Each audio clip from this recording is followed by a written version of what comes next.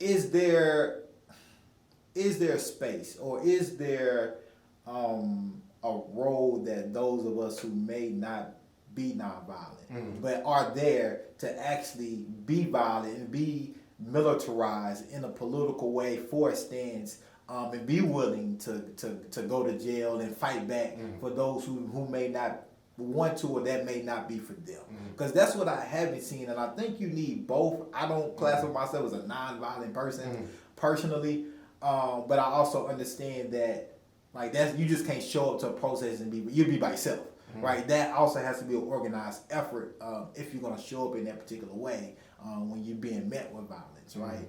Have you seen that work, or what are your thoughts on those kind of two things coming together? Because I don't think I've heard that being discussed enough for those, especially in our black community. Nah, I'm not nonviolent. I actually want some get back, right? Especially for those who may not be able to protect themselves. That I feel like I can be that warrior class organizer in that particular way.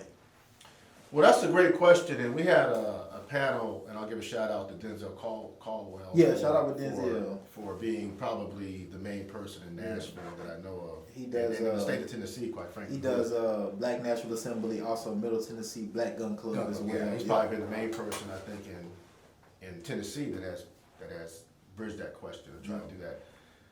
You know, I have inconsistent views on that,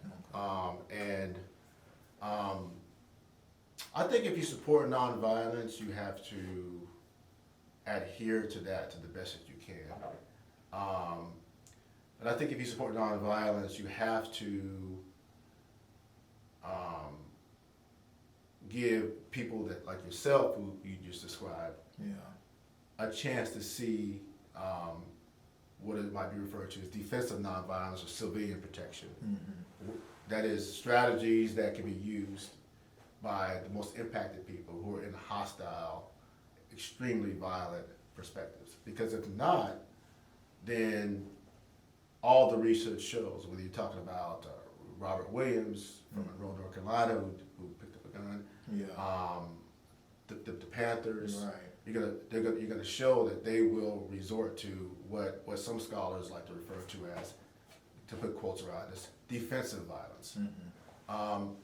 I think that, I guess, as I'm evolving in this perspective, is that I think that it's what your perspective does is going to force people like myself to be not just truly committed to nonviolence, but to deal and grapple with these difficult questions of operating in extreme violence. And I don't think we should shy away from those kinds of conversations or those kinds of experiences. I think that there's a story of Martin Luther King Jr. who was in